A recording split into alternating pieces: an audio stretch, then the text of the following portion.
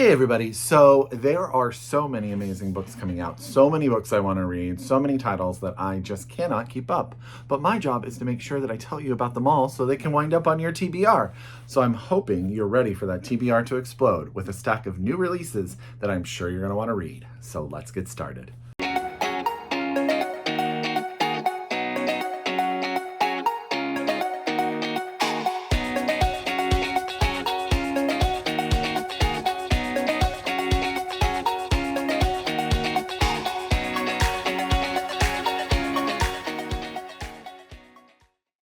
Hi everybody and welcome back to my channel. It's Russell with Ink and Paper Blog. How are you all doing today? As always, I hope you're happy, I hope you're healthy, I hope you're safe, and of course, I hope you're reading an amazing book or two or three or four.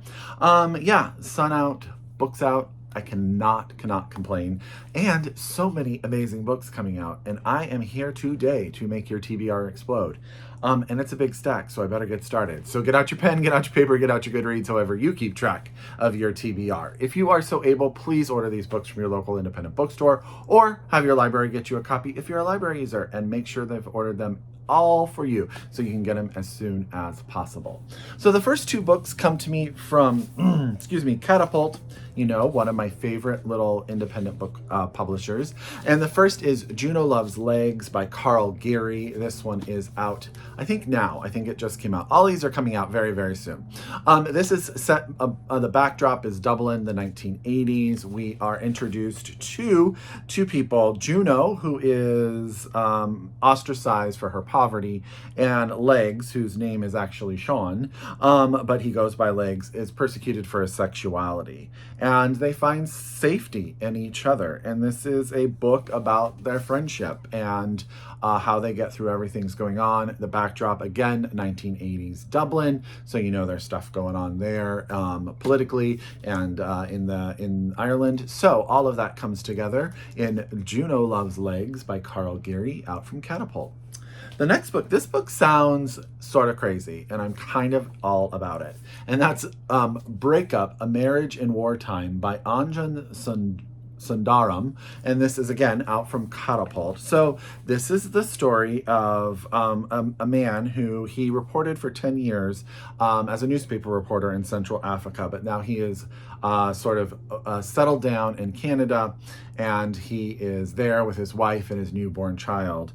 When he hears about an ethnic cleansing that's going on in a Central African republic, he is suddenly sort of torn between being a husband and father and going back to report on this travesty.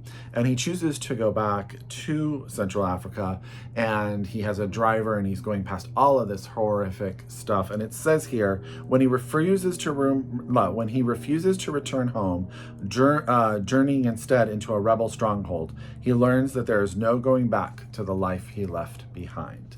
So I think this is going to be crazy. I don't know how to feel about this cover, by the way. It just seems so 80s rock band to me. But hey, I kind of love that about it.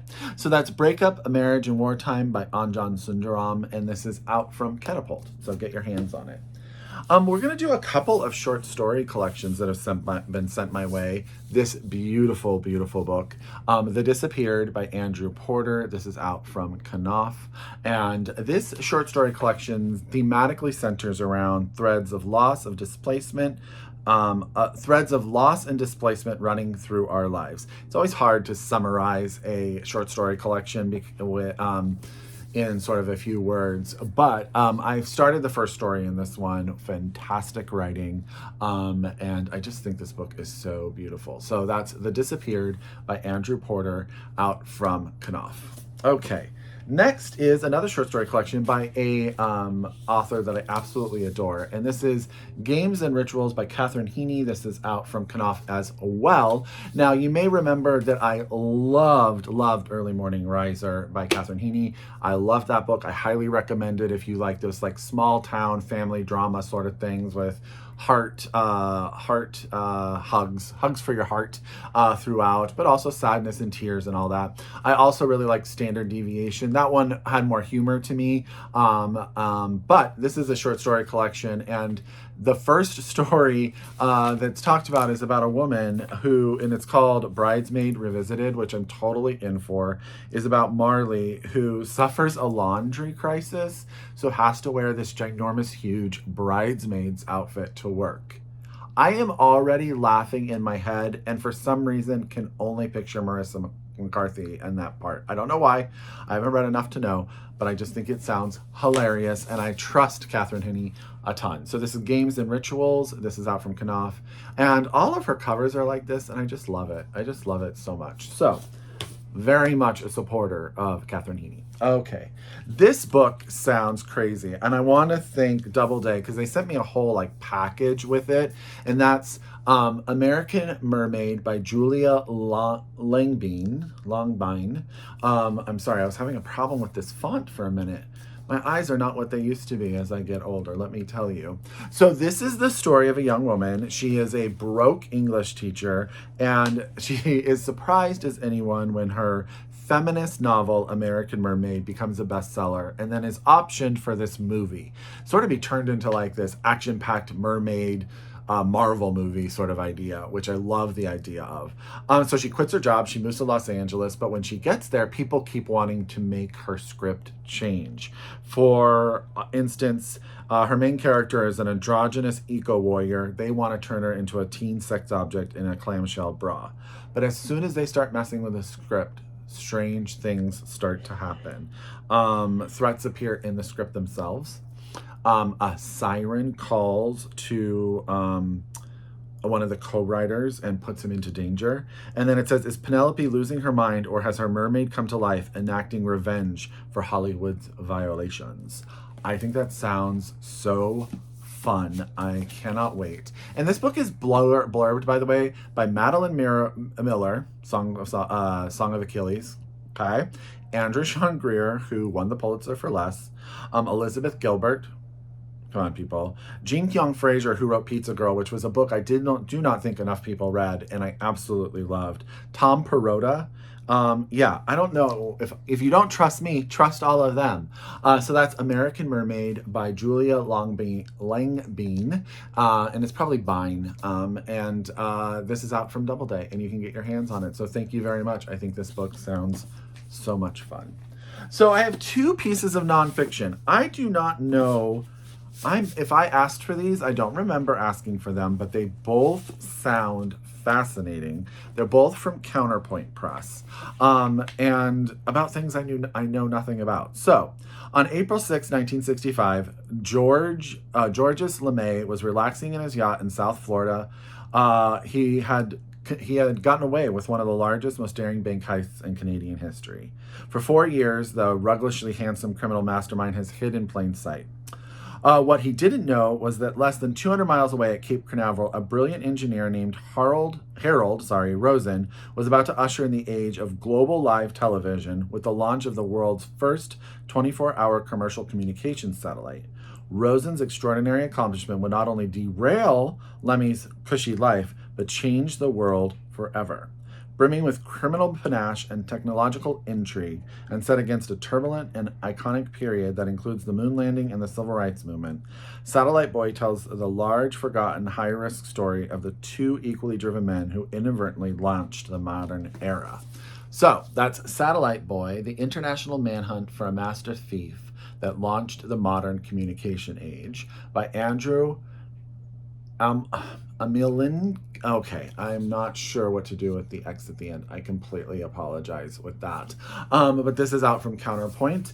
And yes, I think that sounds quite interesting. I don't know anything about that part of history, and I'm here for it. The next one is called, and I think I talked about that whole book and only did the title at the end. Sometimes I get excited, people, and that's what happens, and that's what we do here on my channel. The next book is The Kneeling Man, My Father's Life as a Black Spy Who Witnessed the Assassination of Martin Luther King Jr. by Leta, McCollough, Seletzky, again, also blurbed by Margaret Wilkerson Sexton. A searing portrait of a man divided between his country and his identity. Okay. In the famous photograph of the assassination of Martin Luther King Jr., one man knelt down beside King on the balcony of Memphis's Lorraine Motel, trying to staunch the blood from King's fatal head wound with a borrowed towel. This kneeling man was a member of the Invaders, an activist group that was in talks with King in the days leading up to the murder. But he also had another identity, an undercover Memphis police officer reporting on the activities of this group, which was thought to be possibly dangerous and potentially violent. This kneeling man is Leta McCollough-Selke's father. Marl McCollough was a black man working secretly with the white power structure, a spy. This was so far from Seletzky's understanding of what it meant to be black in America, of everything she eventually devoted her life and career to, that she set out to learn what she could about his life, his actions, and his motivations. Whoa, could you imagine? Could you imagine? Goodness, and I think that sounds absolutely amazing. So this is The Kneeling Man, My Father's Life as a Black Spy Who Witnessed the Assassination of Martin Luther King Jr. by Leta McCollough-Seltzky. I was doing so well with that until I stopped and thought for a moment. Out from Counterpoint. Okay. Last but not least is a book. I think my friend Ryan actually posted that this is one of his most anticipated reads in the coming months, and that is The Wait by Jeff Boyd. This is out from Simon & Schuster.